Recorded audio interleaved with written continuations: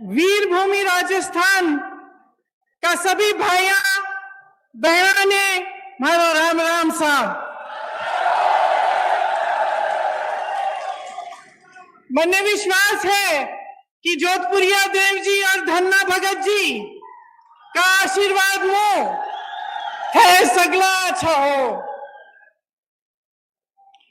दुनिया के कोने कोने से लोग भक्ति, शक्ति, वीरता और अपनायत की धरती राजस्थान में आते हैं।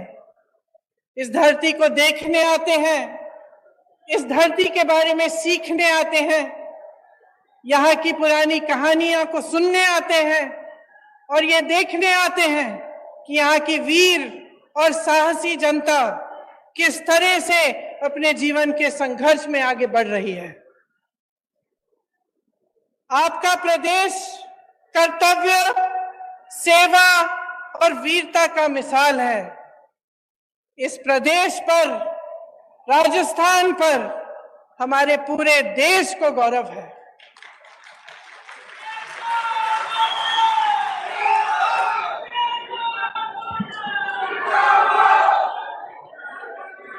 आप बहुत तालियां बजा रहे थे, एक बार मेरे साथ कहिए, जोधपुरिया देव जी की जय, धन्ना भगत जी की जय, अन्नपूर्णा गणेश जी की जय, डिग्गी कल्याण जी की जय। डिग्गी कल्याण जी की कथा तो आप सब बहुत अच्छी तरह से जानते हैं। ये आपकी परंपरा का हिस्सा है। आपको याद होगा कि उन्हें प्रसन्न करने के लिए राजा को बहुत तपस्या करनी पड़ी, तभी जाकर वो प्रसन्न हुए। उसी तरह से जो हमारा देश एक लोकतंत्र कहलाया जाता है, लोकतंत्र में जनता ही भगवान होता है, धोती है, जनता जनार्दन है।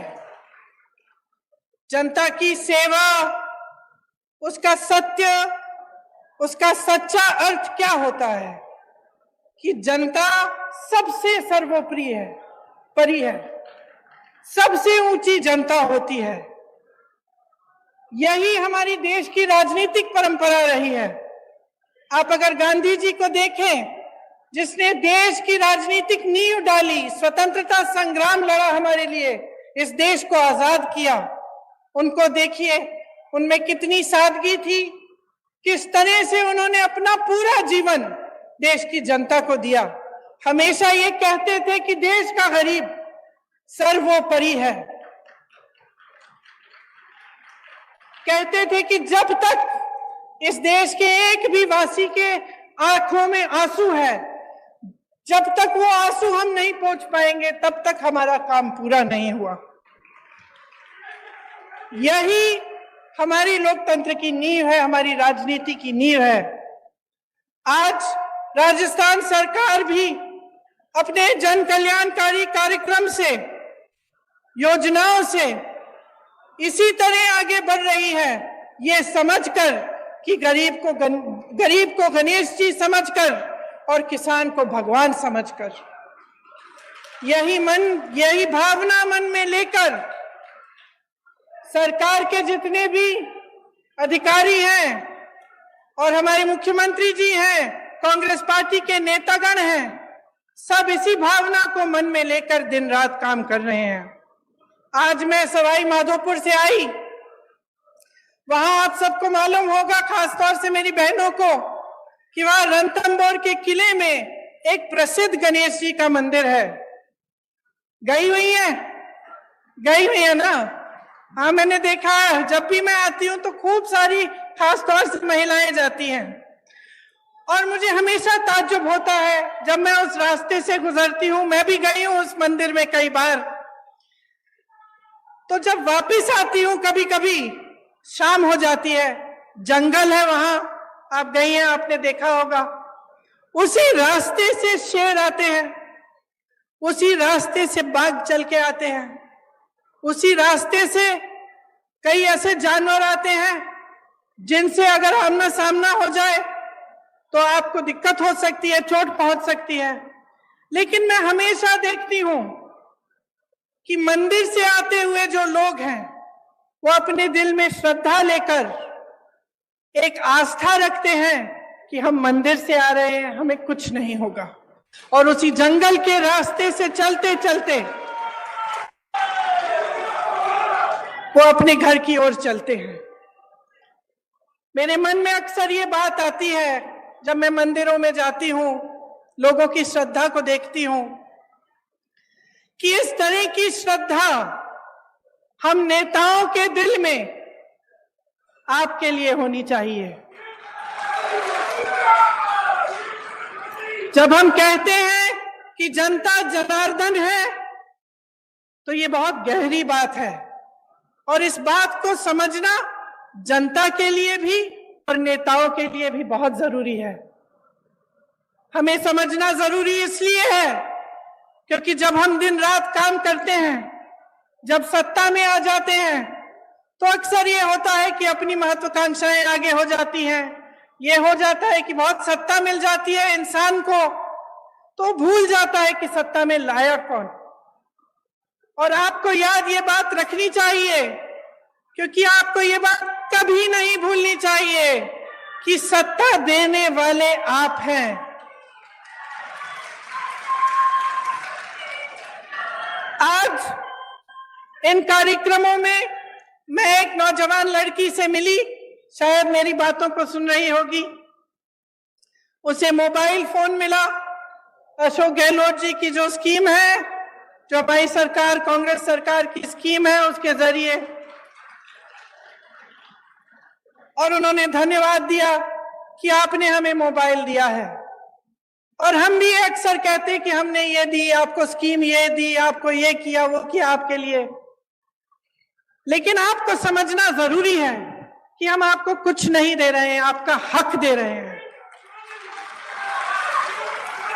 ये सब चीजें जो आज राजस्थान की सरकार आपको दे रही है, ये आपके हक हैं। आज देश में परिस्थिति ये है कि देश पर राज करने वाले भाजपा के नेताओं के मन में इतना अहंकार आ गया है कि ये बातें भूल चुके हैं। वही प्रधानमंत्री जो अपने आप को भूमिपुत्र कहते थे, आज करोड़ों के काफिले में चल रहे हैं। अगर आप महंगाई से जूझ रहे थे, महंगाई राहत कैंप से पहले, अगर आपके जीवन में अत्यंत मुश्किलें थी, तो ये किस लिए थी? कभी आपने ये सवाल उठाया है कि इतनी महंगाई क्यों? हमें जब रोजी रोटी के लिए कमाने जाना पड़ता है, हमें थोड़े से पैसे मिलते हैं। हम जब दुकान जाते हैं कुछ खरीदने के लिए, मन में शायद बात होगी आपकी, मेरी बहनें, कि आज मैं सब्जी बनाऊंगी, दाल बनाऊंगी, रोटी बनाऊंगी, तो आप इस आशा से जाती हैं दुकान की, आपको दो चार चीजें खरीद के आएंगी। लेकिन हमेशा आप वापस आ जाती थी आधी चीजें लेकर। गैस का सिलेंडर आज देश भर में 1000 रुपए का है। कौन खरीद सकता है? क्या आप खरीद सकती हैं? यहां पर राजस्थान की सरकार ने आपको 500 में क्यों दिया है सिलेंडर? क्योंकि देश भर में जो महंगाई है उसकी भाजपा के नेताओं को कोई परवाह नहीं है। जब घर पर कोई बीमार पड़ जाता है, अस्पताल ले जाना पड़ता है, इलाज कराना पड़ता है, तो एक तो बीमारी का टेंशन होता है कि किस तरह से इलाज होगा, दूसरा हम कितने पैसे लगेंगे, तीसरा कि हम कमाएंगे कैसे इनका इलाज कराने के लिए। इसी तरह से कोई घर में एक कमरा बनाना हो, डर लगता है कि कितने का होगा, हमारे पास इतने पैसे हैं कि हम खर्च कर सकते हैं, बारिशें आ रही हैं, पानी चू रहा है ऊपर छत से, छत की मरम्मत करने के लिए आप 10 बार सोचते हैं कि करना चाहिए कि नहीं, हमारे पास शायद पैसे नहीं होंगे। ये नौबत क्यों आई है आज इस देश में कि प्रदेश की सरकारों को महंगाई राहत कैंप लगवाने पड़ रहे हैं, जब पूरे विश्व में तेल की बड़ी बड़ी कंपनियां खूब मुनाफा कमा रहे हैं, और यहां भारत में भी। तो आपके लिए तेल इतना महंगा क्यों? आपने ये सवाल उठाया है, आपको ये सवाल उठाने पड़ेंगे कि ये सब जो आपको दिख रहा है, इसमें असलियत क्या है। आपने देखा होगा हिमाचल प्रदेश में खूब बारिश आई, बारिश की वजह से टीवी पे आपने देखा होगा इतने सारे लोगों के घर गिर गए, खूब भारी नुकसान हुआ, जनता ने झेला ये नुकसान। हमारी सरकार ने प्रयास किया कि उनकी मदद हो, लेकिन प्रधानमंत्री जी के मित्र बड़े उद्योगपति अडानी जी ने क्या किया? जो सेब को उगाते हैं, जो सेब की पेटियां हैं, उनको बेचने के लिए जब किसान गए तो उन्होंने दाम घटा दिए, खरीदने का दाम घटा दिया। जिनको अपने घर बनाने पड़े क्योंकि इतनी बर्बादी हुई, घर पे घर गिर गए, जिनको अपना घर बनाना था, सीमेंट खरीदने गए, अडानी जी ने सीमेंट का दाम ऊपर कर दिया है, बढ़ा दिया है। और इनके पीछे कौन है? इनके पीछे हमारे प्रधानमंत्री हैं, जिन्होंने इस देश की पूरी संपत्ति अपने उद्योगपति मित्रों को दे दी। अब इस देश की संपत्ति किसकी संपत्ति थी? आप ही की संपत्ति थी। ये मेरी बैठी बहनें जो बैठी हुई हैं, इनकी संपत्ति थी। आज अगर पुरानी पेंशन के लिए सरकारी कर्मचारी रो रहा है, तो क्यों रो रहा है? क्या उसका हक नहीं था कि 20-25 साल नौकरी करने के बाद उसे पेंशन मिलता, उसे सुरक्षा मिलती अपनी जीवन की, अपने परिवार के लिए? क्यों छीना गया ये? और जब इसको देने का समय आता है तो ये केंद्र की सरकार क्यों कहती है कि हमारे पास पैसे नहीं है? क्योंकि इनके जो बड़े बड़े उद्योगपति मित्र हैं, उनके हजारों करोड़ों के जो लोन हैं, वो ये माफ कर रहे हैं, उनसे कुछ नहीं लेते। और यहां आपका पेंशन छीना जा रहा है, आपके रोजगार छीने जा रहे हैं। यहाँ के कितने वीर नौजवान हमारी सरहद पे खड़े होकर हमारे देश की सुरक्षा को देखते हैं, अपनी जान देने के लिए तैयार होते हैं। और केंद्र की सरकार ने क्या किया? अग्निवीर स्कीम ले आए। अग्निवीर स्कीम ले आए कि 4 साल बाद आप घर जाइए, नौजवान ट्रेनिंग करेगा, काम करेगा।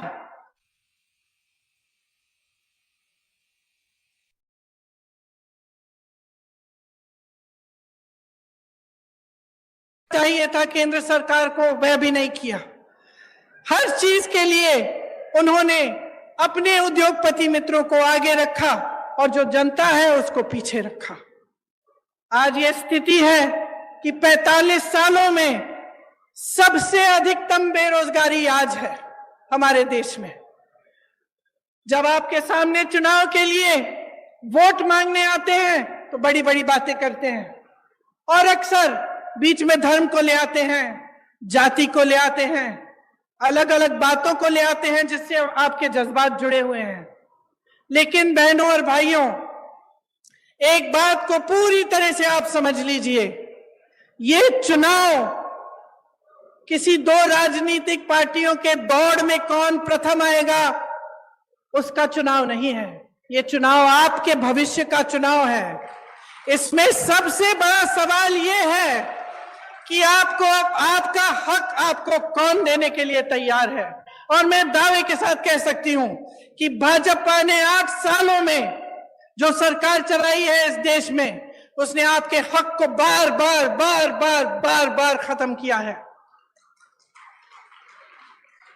जिन बड़े बड़े उद्योगों से आपको रोजगार मिलता था, उन्हें चुपचाप से एक के बाद एक अपने बड़े बड़े उद्योगपति मित्रों को सौंप दिया। आपके पेंशन कटवा दिए, आपकी सेना में भर्ती होने के चांस खत्म कर दिए, अग्निवीर ले आए, महंगाई बढ़ा दी, और खुद इतने बड़े काफिलों में चल रहे हैं। रोज रोज आप टीवी चलाते हैं, आपको दिखता है रोज रोज, खास तौर से आजकल। आज सुबह तो मैंने देखा कि इनके G20 जब हो रहा था तो बारिश आई और सारा जितना भी वो जहां पे वो G20 की मीटिंग रख रहे हैं उसमें सारा पानी फैल गया है।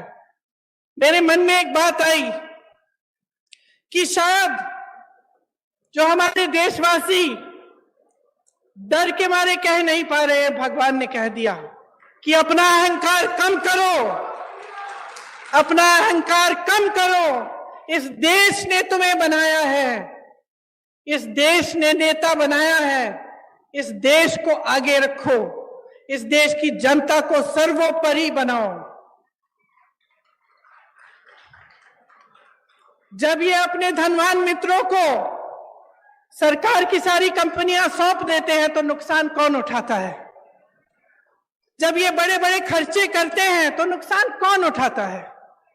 सबसे ज्यादा नुकसान मेरी बहनें उठाती हैं, क्योंकि जो पैसे आपकी भलाई के लिए आपके पास आने चाहिए वो नहीं आते। आपने देखा होगा कि राजस्थान की सरकार ने आपके लिए कितनी स्कीम निकाली है। पुराना पेंशन आज आपको राजस्थान में मिल रहा है, तो इसका मतलब है कि ये मुमकिन है ना, ये मुमकिन है इसलिए हो रहा है। आज जितनी भी स्कीमें हैं जिनके बारे में मुख्यमंत्री जी ने आपको बताया, जिनके बारे में यहाँ पे सारे बोर्ड लगे हुए हैं, कि चाहे वो इंदिरा रसोई हो जिसमें आपको 8 रुपए में पूरी थाली मिल रही है खाने की, चाहे वो चिरंजीवी योजना हो जिससे आपका इलाज मुफ्त में हो रहा है, चाहे महिलाओं के लिए मोबाइल का स्कीम हो जिससे नौजवान महिलाओं के लिए खास तौर से अच्छा है क्योंकि आप इस पर पढ़ाई कर सकते हैं, सब जानकारियां आपको इस पर मिल सकती हैं, और आपकी सुरक्षा के लिए भी अच्छा है कि कभी आप ऐसी स्थिति में हो तो आप घर फोन कर सकते हैं, किसी को बुला सकते हैं। तो ये सब स्कीमें कैसे हो रही हैं राजस्थान सरकार द्वारा? ये तभी हो रही हैं क्योंकि ये जो पैसे हैं सरकार के पास जो होते हैं ये आपके लिए होते हैं। जिस सरकार की नीयत सही होती है वो इस संपत्ति को आपकी भलाई के लिए खर्चती है, और एक ऐसी ही सरकार आज राजस्थान में कांग्रेस की सरकार, अशोक गहलोत जी की सरकार है।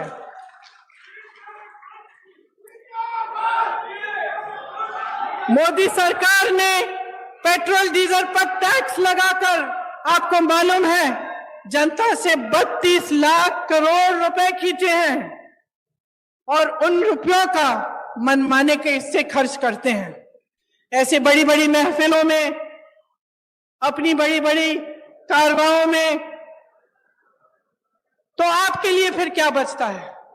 इनका ध्यान सिर्फ सत्ता को पकड़ के रखने में रहता है। आपने देखा होगा कि कितनी सरकारें इन्होंने ऐसे ही गिरा दी, किसी को पैसे खिला के, किसी को धमका के, किसी को डरा के। जब सरकार का ध्यान सिर्फ सत्ता में रहने के लिए रहता है, जब उनकी पूरे जितने भी उनके प्रयास हैं इसी में रहते हैं कि हम किस तरह से इस कुर्सी पे बैठे रहें, तो वो आपकी भलाई नहीं देखते, आपको भूल जाते हैं। उनके लिए आपकी जो समस्याएं हैं, आपकी जरूरतें हैं, वो महत्वपूर्ण नहीं रहती। और ऐसी ही सरकार आज केंद्र में चल रही है। इस सरकार में धनवान का जय जयकार है, सिर्फ धनवान का जय जयकार है, और जो आपकी जरूरतें हैं, आपकी समस्याएं हैं, उनको हल करने का कोई नामो निशान नहीं है। इसीलिए इतना बोझ प्रदेश की सरकारों पर पड़ रहा है कि हर चीज के लिए आपके लिए राहत दिलवाने के लिए, आपकी मदद के लिए, आपकी सहायता के लिए इनको करना पड़ रहा है, और ये सही भी है। और जैसे मैंने कहा कि कांग्रेस के जितने भी नेता हैं जो उपस्थित हैं इस मंच पर, वो सब आप ही के लिए प्रयास करना चाहते हैं। वो चाहते हैं कि आपको आपका हक मिले और हर तरह से आपके लिए काम हो। देवनारायण जी की श्रद्धा, डिग्गी कल्याण जी के विचार, धन्ना भगत जी का मिसाल, इन्हीं पर कांग्रेस काम कर रही है। केंद्र द्वारा जो बढ़ती महंगाई का सामना करने के लिए राजस्थान कांग्रेस सरकार ने आपकी मदद की, उसका पूरा प्रयास दिन रात होता है। देश में सबसे बड़ा स्वास्थ्य बीमा का कार्यक्रम राजस्थान में है। ग्रामीण क्षेत्र के लिए 1000 इंदिरा रसोई आज से शुरू हुई हैं। वहीं Indira Gandhi gas cylinder scheme में आपको गैस सिलेंडर 500 रुपए का मिल रहा है। साथ साथ मेरी बहनों के लिए इंदिरा गांधी स्मार्टफोन की जो योजना है, जिसका मैंने जिक्र किया, इससे आपको सुविधा होगी। कांग्रेस सरकार की नीतियों के चलते 1 करोड़ से ऊपर उपभोक्ताओं का बिजली बिल शून्य आया है। अभी मैं कुछ लोगों से मिली थी, किसान थे, बहुत खुश थे कि अब बिजली बिल कम से कम जब शून्य पे आ रही है तो उनकी कुछ कमाई हो रही है। बहुत दिनों से कमा ही नहीं पा रहे थे, क्योंकि केंद्र सरकार की नीतियों के चलते बहुत ज्यादा महंगाई का बोझ आप पर है। जो अन्नपूर्णा फूड पैकेट हैं, उनके माध्यम से आपको गेहूं, दाल, चीनी, तेल और नमक और मसाले मिल रहे हैं। देखिए, जब इस देश को बनाया, इसकी आजादी की लड़ाई लड़ी, जब इसको बुलंद किया, तो सिर्फ एक इंसान ने नहीं किया, चाहे वो महात्मा गांधी ना हो, लेकिन अकेले ये काम उन्होंने नहीं किया। ये काम उन्होंने आप सबके साथ, आपके पूर्वजों के साथ मिलजुल कर किया। इस देश को आजादी दिलवाने वाली जनता थी। इस देश को बुलंद बनाने के लिए भी जनता खड़ी है। जब हमारा देश आगे बढ़ता है तो ये काम जनता का काम होता है, सिर्फ एक जने का नहीं। लेकिन आज जो परंपरा हमारे सामने, एक नई परंपरा चल रही है, उसमें ऐसे लगता है कि सिर्फ एक नेता, हमारे प्रधानमंत्री जी, सारी चीजें कर रहे हैं। तो अब जनता, आप समझदार हैं मेरी बहनों और भाइयों, आप में विवेक है, हर रोज आप अपनी समस्याओं का सामना कर रहे हैं, तो इस बार एकदम सोच समझ के अपना वोट दीजिए। ये सब सवाल जो मैंने उठाए हैं, अपने मन में इनको रखिए कि इस देश को बनाने वाला कौन है? आप हैं। नेताओं को बनाने वाला कौन है? आप हैं। तो जब आप अपनी सरकार चुनने जाएंगे तो आप पूछिए उनसे, भाजपा के नेताओं से पूछिए कि राजस्थान की वीर धरा से कितने रोजगार दिए उन्होंने। बताएं मोदी जी, राजस्थान में केंद्र की कितनी योजनाएं दी हैं उन्होंने। ईआरसीपी पर मौन क्यों है, जबकि उसके होने से इस पूरे इलाके की तरक्की हो जाती। वो बताएं कि जनहित में जब रेलवे प्रोजेक्ट जो हमारी सरकार ने बढ़ाए थे उन्हें रोका गया, तो इसके पीछे उनकी क्या सोच थी। जब हमारी सरकार थी केंद्र में, तब जो पैसे केंद्र से आते थे वो 90% होते थे। योजना में जब योजना शुरू होती थी तो उसके अनुपात के लिए आज 50% आते हैं। ये कम क्यों किया, ये पूछिए। बहनों और भाइयों, मसला साफ है, चुनाव आ रहे हैं। आपको मालूम है, हर 5 साल आते हैं, हर 5 साल एक नई सरकार आती है, आप उसे मौका देते हैं। काम करने का मौका होता है, दिखावा का मौका नहीं होता, झूठ बोलने का मौका नहीं होता, अपने लिए नेताओं को महलों और बड़े बड़े काफिलों का मौका बनाने का मौका नहीं होता। जो सरकार आती है उसे आपके लिए काम करने का मौका आप देते हैं। आपने देखा है कि अशोक गहलोत जी की सरकार, हमारी कांग्रेस की सरकार का ध्यान सिर्फ आपके विकास और आपको आगे बढ़ाने में गया है।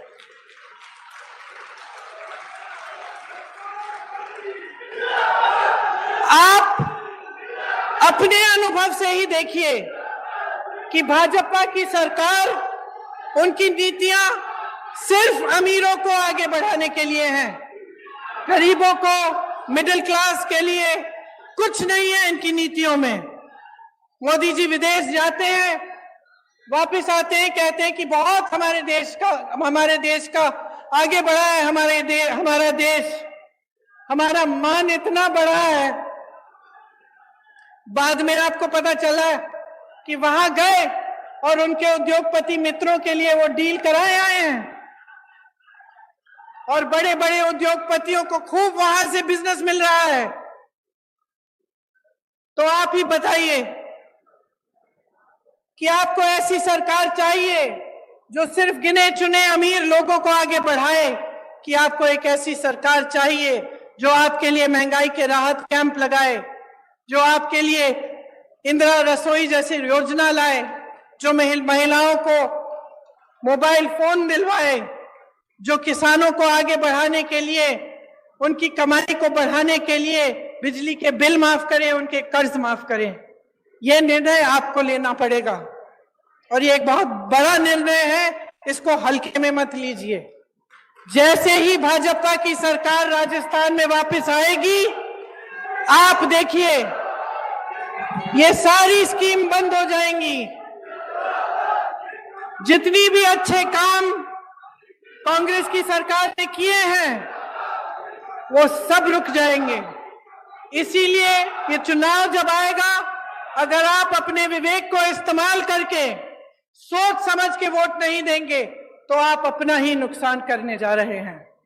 मैं यहां मंच पे खड़े होकर आपको कहना चाहती हूं कि ये देश आपका है, प्रदेश आपका है।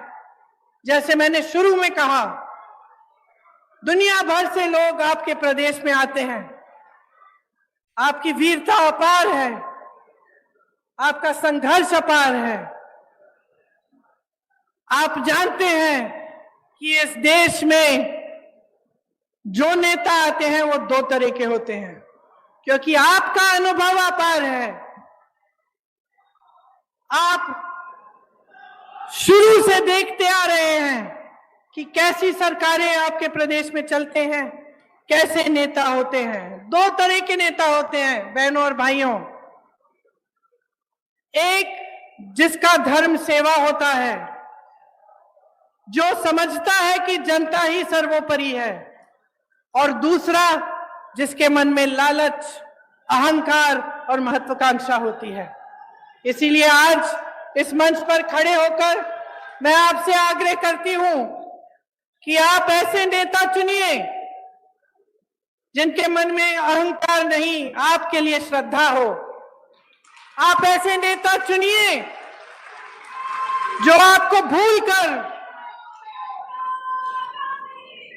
आपकी मुश्किलों को बढ़ाने का काम न करे, लेकिन आपको हर रोज सुबह याद करे और आपकी मुश्किलों को कम करने का काम करे।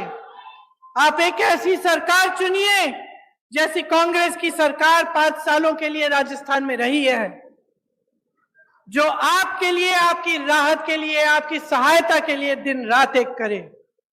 आपको बहुत बहुत धन्यवाद। इतनी गर्मी में आपने बहुत ध्यान से मेरी बातें सुनी। आशा है कि आपके मन में ये बातें रहेंगी और आप चुनाव के समय इन्हें याद रखेंगी और कांग्रेस पार्टी को विजयी बनाएंगे। बहुत बहुत धन्यवाद। जय हिंद।